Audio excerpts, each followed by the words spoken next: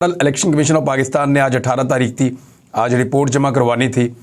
तो रिपोर्ट क्या जमा हुई वो मैं आपको पहले बताता हूँ, फिर उसका रद्द-ए-अमल क्या है वो भी आपको बताता हूँ, और आने वाले वक्त में सुप्रीम कोर्ट ऑफ पाकिस्तान के पास या हुकूमत के पास ऑप्शंस क्या हैं वो भी आपको मैं बताता हूँ। लेकिन सबसे पहले रिपोर्ट, इलेक्शन कमीशन ने रिपोर्ट जमा करवा दी और सुप्रीम कोर्ट ऑफ पाकिस्तान को आगाह किया है कि इंतखाबात के लिए फंड्स नहीं मिल सके और स्टेट बैंक ने रकम मुंतकिल नहीं की। हालांकि सुप्रीम कोर्ट ऑफ पाकिस्तान ने बड़ा क्लियरली कहा था लेकिन मुंतकिल नहीं की। स्टेट बैंक ने भी अपनी रिपोर्ट सुप्रीम कोर्ट में जमा करवा दी और उसमें रकम की मुंतकली ना होने की वजूहात उन्होंने बताई अपनी तरफ से। वजारत खजाना ने भी फंड से मुतालिक एक रिपोर्ट अटॉर्नी जनरल ऑफिस के जरिए से सुप्रीम कोर्ट में जमा करवा दी। 3 रिपोर्टें आ गई। एक इलेक्शन कमीशन ऑफ पाकिस्तान की रिपोर्ट आ गई, उन्होंने कहा जी पैसे मिलने थे नहीं मिले, आपने कहा था कि मिलेंगे वो नहीं मिले। एक स्टेट बैंक की रिपोर्ट आ गई, उन्होंने कहा जी इस वजह से हमने पैसे नहीं दिए, ये रुकावटें आई थी और हमें रोक दिया गया, आपने कहा था हम नहीं दे पाए। और उसके बाद वजारत खजाना की तरफ से अटॉर्नी जनरल ऑफिस ने एक रिपोर्ट जमा करवाई कि हमने क्यों रोका स्टेट बैंक ऑफ पाकिस्तान को। रिपोर्ट में वफाकी काबीना के फैसले और पार्लिमान को मामला भिजवाने, अदालती हुक्म पर स्टेट बैंक को फराहम करदा मावनत की तफसीलात भी शामिल है। वजारत खजाना ने रिपोर्ट में फंड्स मुंतकली पर कानूनी पहलुओं को भी उजागर किया।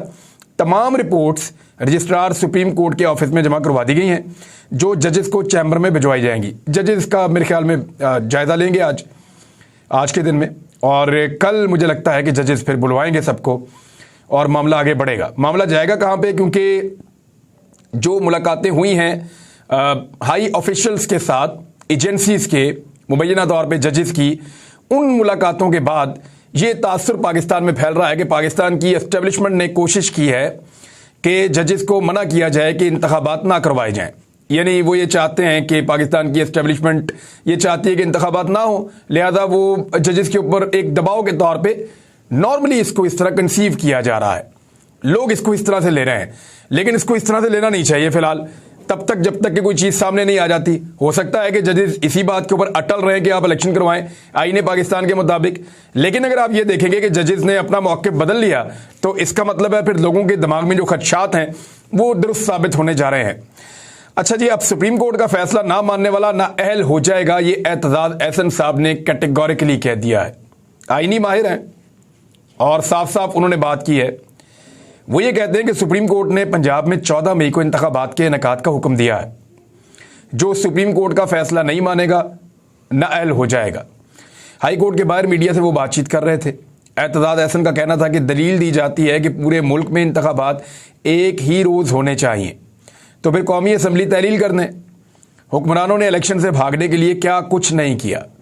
रजीम चेंज करने के बाद इमरान खान पर 140 मुकदमात बनाए गए, 150 के करीब मुकदमात इमरान खान साहब पे हो गए हैं, और अब इत्तलात आ रही हैं कि कुछ और मुकदमात भी इमरान खान साहब पे दर्ज किए जा रहे हैं और कुछ किए गए हैं।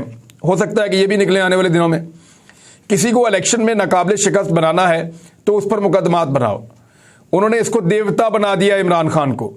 इमरान खान से डरने की कोई ज़रूरत नहीं, मैं जानता हूं उसने इलेक्शन लड़ना है, 40 गलतियां भी करनी है। इमरान खान का पलड़ा इतना भारी नहीं होना, ये मुकदमात कायम करके इमरान खान का सियासी कद बड़ा कर रहे हैं। वो नाकाबिल शिकस्त नहीं है पर ये उसको नाकाबिल शिकस्त बना रहे हैं। नजरिया ज़रूरत ने पाकिस्तान को बर्बाद किया है। नजरिया ज़रूरत रद्द करना पड़ेगा। एक तरफ नजरिया ज़रूरत खड़ा है, एक तरफ उमर अता बंदयाल खड़ा है। एतजाज हसन ने कहा कि 90 रोज से आगे जाने की दलील अगर मान ली जाए इलेक्शन की तो कोई इलेक्शन ना होने देगा। दलील दे रहे हैं कि एक रोज में इलेक्शन होना चाहिए तो कौमी असम्बली तहलील कर दें। सुप्रीम कोर्ट का फैसला मौजूद है कि इंतखाबात 14 मई को होंगे। जो फैसला नहीं मानेगा डिस्क्वालीफाई हो जाएगा। उसका तरीकाकार भी एतजाज एहसन साहब ने बताया है और उनका यह कहना है कि अदालत इनको बुलाएगी और इनसे पूछेगी और फिर इसके बाद इनको डिस्क्वालीफाई कर देगी। ये तो है सिंपल। राजा बशारत साहब हैं, एक सीनियर जर्नलिस्ट हैं इस्लामाबाद में, उन्होंने रिपोर्ट किया है कि इलेक्शन कमीशन की जानिब से सुप्रीम कोर्ट में जो रिपोर्ट जमा करवाई गई है उस रिपोर्ट में बताया गया है कि तमाम इंतखाबात एक ही वक्त में करवाने को मौजूद करार दिया गया उस रिपोर्ट में। यानी वो सिक्योरिटी के हवाले से जो चीज़ें आ रही हैं ये वो वाला पोर्शन मुझे लगता है। अगर इस रास्ते को ना अपनाया गया और एक साथ मुल्क में इंतखाबात ना करवाए गए तो मुल्क में अनारकी फैलेगी। पंजाब इंतखाबात के लिए पुलिस एहलकारों की जो दस्तयाब तादाद है वो 81,050 है, जबकि ज़रूरत 4,66,000 की है। अब मुझे एक बात समझ नहीं आ रही कि पंजाब के अंदर अगर 4,66,000 बंदे चाहिए तो वो तो दूसरे सूबों से आकर पूरे होंगे। अगर आप पूरे मुल्क में एक ही वक्त में इलेक्शन करवाएंगे तो बंदे कैसे ज़्यादा हो जाएंगे? फिर तो पंजाब के बंदे पंजाब में, KPK के बंदे KP में, सिंध के बंदे सिंध में, बलूचिस्तान के बंदे बलूचिस्तान में। जितने आप सिक्योरिटी के मसाइल बता रहे हैं, आपको तो चाहिए कि एक एक सूबे के इंतखाबात को 3-3 मरहलों में कराएं। पहले जनूबी पंजाब के कराएं, सारी सिक्योरिटी को उधर भेजें, फिर वस्ती पंजाब के कराएं, सारी सिक्योरिटी को यहां भेजें, फिर अपर पंजाब के करवाएं, सारी सिक्योरिटी को वहां भेजें, और उसके बाद इस्लामाबाद के और खैबर पख्तूनख्वा के आधे के करवाएं, फिर बाकी आधे खैबर पख्तूनख्वा के करवाएं, ताकि सिक्योरिटी की मैनेजमेंट आपकी हो सके। पूरे मुल्क में आप इंतखाबात करवाएंगे और आप सिक्योरिटी मैनेज कर लेंगे। एक सूबे में इंतखाबात करवा के आपसे सिक्योरिटी मैनेज नहीं हो रही, ये वाली साइंस हमें समझ नहीं आती। और ये साइंस पाकिस्तान में किसी मैट्रिक पास या अंडर मैट्रिक बच्चे को भी समझ नहीं आती। ऐसी बेशर्मी और ढिठाई है पाकिस्तान की एस्टेब्लिशमेंट की और पाकिस्तान की हुकूमत की कि वो ये कहते हैं कि सिक्योरिटी मसाइल की वजह से हम पंजाब में इलेक्शन नहीं करवा सकते, लेकिन पूरे पाकिस्तान में करवा सकते हैं। ये अजीबोगरीबी साइंस है इनकी, समझ से बाहर है। ये लोगों को बेवकूफ़ समझते हैं। फिर यह भी कहा गया कि दीगर सिक्योरिटी इदारों की तरफ से बताया गया है कि वो ऑपरेशंस में मसरूफ हैं। पता नहीं कौन से ऑपरेशन चल रहे हैं। कच्चे में 6 गाड़ियां फौज की दाखिल हुई हैं और पुलिस वाले वहां पे एंगेज किए गए हैं। एक डाकू मारा गया और कार्रवाई हो रही है।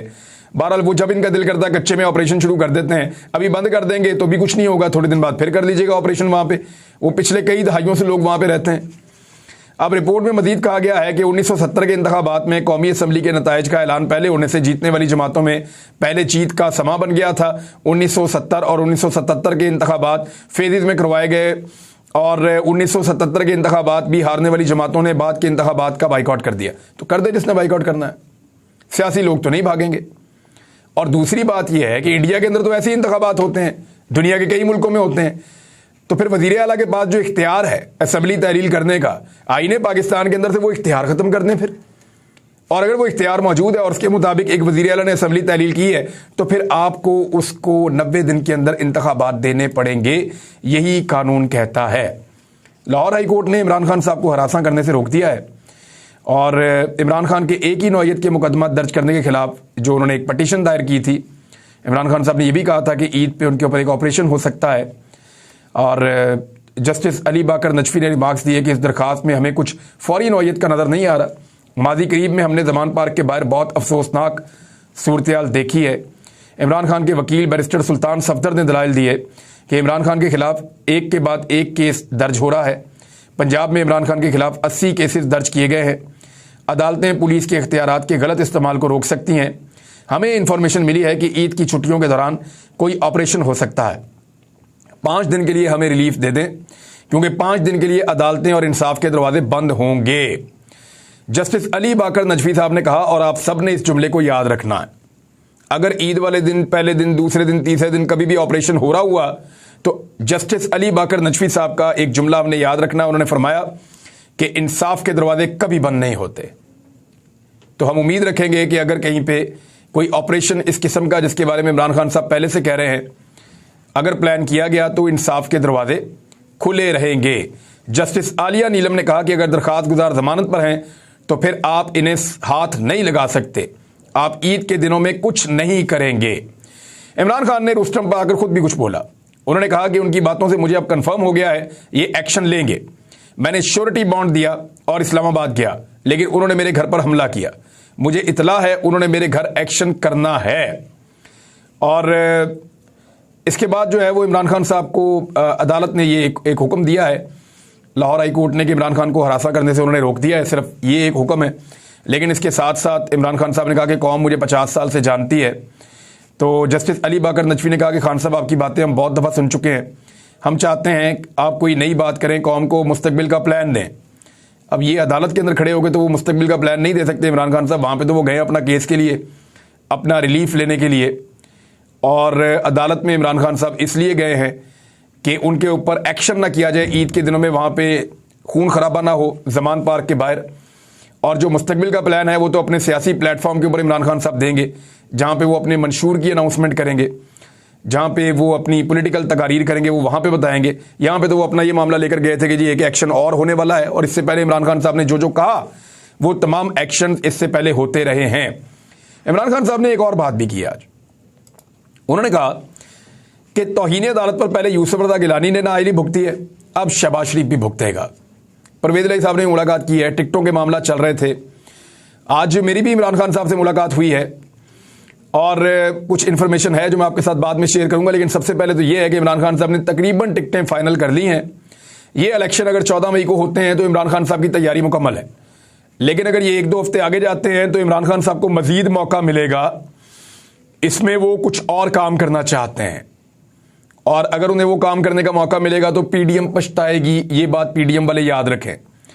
अगर वो 14 मई को इलेक्शन करवाएंगे तो उन्हें कुछ फायदा होगा जिसका उन्हें आइडिया नहीं है, लेकिन अगर वो इलेक्शन को आगे ले जाना चाहते हैं, 1-2 हफ्ता टेक्निकली आगे चले जाते हैं तो उसका इमरान खान को फायदा होगा।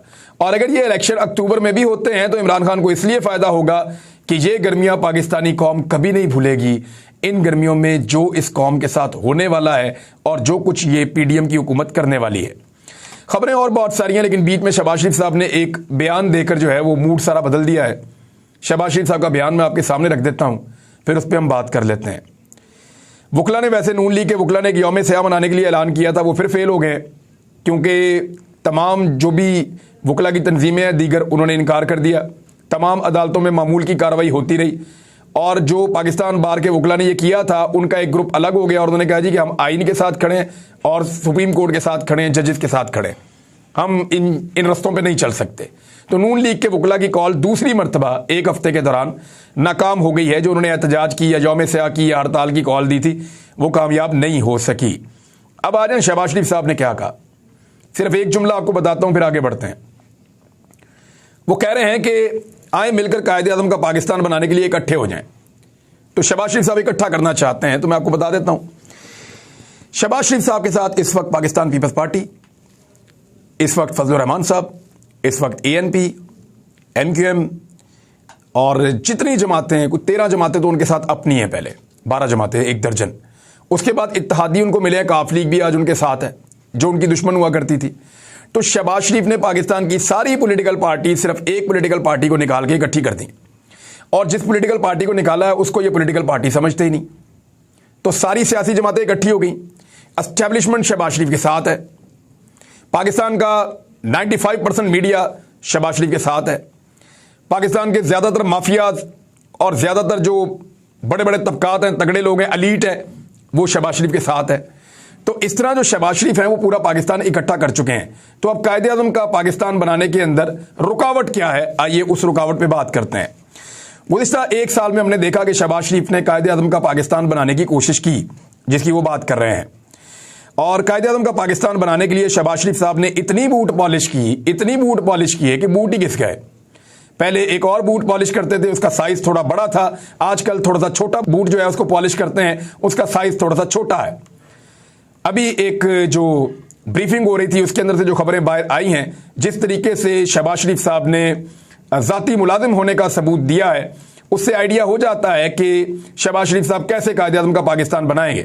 क्या कोई सोच सकता है कि कायदे आज़म के पाकिस्तान में मुल्क का वजीर आज़म अपने एक जूनियर ऑफिसर के सामने जो उसके अंडर में काम करता है बिल्कुल मुलाजिमों की तरह झुका हुआ होगा? नहीं सोच सकता। जब ये अपोजिशन लीडर थे तो बोतल लेके जनरल बाजवा के सामने खड़े हो गए थे और जनरल बाजवा को घेर के उनकी तारीफों के पुल बांध रहे थे। अभी भी ऐसी चीजें रिपोर्ट हुई हैं मुबैना तौर पे। फिर हमने देखा कि चादर और चार दीवारी का तकद्दुस बार बार पामाल किया गया। 1 साल के अंदर खवातीन को, बच्चों को टॉर्चर किया गया बार बार। 18 साल से छोटे माइनर्स को जो है बार बार गिरफ्तार किया गया। तो इससे कायदे आज़म का पाकिस्तान शहबाज शरीफ साहब ने बनाया। साबिक वजीर आज़म पर लगभग 150 मुकदमा दर्ज कर दिए। ये कायदे आज़म का पाकिस्तान बन रहा है। तशद्दुद किया गया नौजवानों पे, खवातीन पे, बुजुर्गों पे, लाठी चार्ज किया गया और तारीखी नौयत की करोड़ों रुपए की आंसू गैस एक एक दिन में फूंक दी गई। ये कायदे आज़म का पाकिस्तान बना रहे हैं। करप्शन के केसेस अपने जाती जितने भी थे वो सारे खत्म करवाए गए। NRO 2 हासिल किया गया। नैब जो इदारा था इंसाफ करने वाला, एहतसाब करने वाला, उस इदारे को तकरीबन खत्म कर दिया गया, उसके इख्तियारात सलब कर लिए गए। इस तरह शहबाज शरीफ साहब कायदे आज़म का पाकिस्तान बना रहे हैं। अदालतों की लगातार तौहीन की जा रही है। जजेस के नाम लेकर, उनकी तस्वीरें दिखाकर, उनकी फैमिलीज की तस्वीरें दिखाकर उनकी तौहीन की जा रही है। अदालतों के अहकामात मानने से इनकार करते हुए शहबाज शरीफ बना रहे हैं कायदे आज़म का पाकिस्तान। आइन शिकनी कर रहे हैं, आइन को नहीं मानते, 90 रोज के अंदर इलेक्शन में नहीं जा रहे, 3 गुना महंगाई कर दी है कायदे आजम का पाकिस्तान बनाते बनाते, और beggars can not be choosers कह के शहबाज शरीफ साहब ने तो एक मोहर लगा दी कायदे आजम के पाकिस्तान के ऊपर जो ये बनाना चाहते हैं। आटे की कितारों के अंदर पाकिस्तानियों को मरने के लिए छोड़ दिया कायदे आजम का पाकिस्तान बनाते हुए। बैरून मुल्क महंगे दौरे किए हैं शहबाज शरीफ ने कायदे आजम का पाकिस्तान बनाते हुए। अपना बेटा जो मफरूर और इश्तिहारी था उसको वीआईपी तरीकों से दौरों के अंदर शामिल किया कायदे आजम का पाकिस्तान बनाते हुए। तारीख की सबसे बड़ी काबीना बना दी शहबाज शरीफ ने कायदे आजम का पाकिस्तान बनाते हुए, और बार बार उस काबीना के लोग और इन जमातों के लोग हॉर्स ट्रेडिंग करते रहे पाकिस्तान में कायदे आजम का पाकिस्तान बनाते हुए।